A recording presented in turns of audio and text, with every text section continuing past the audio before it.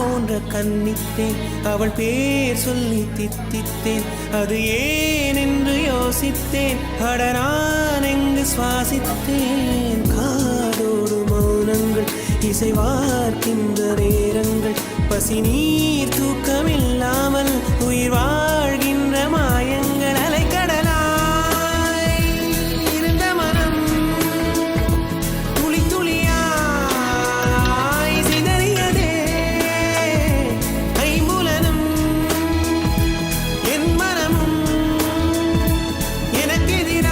எனக்கெதிராய் செயல்படுதே விழி காண முடியாத மாற்றம் அதை மூடி மறைக்கின்ற தோற்றம் ஒரு மௌன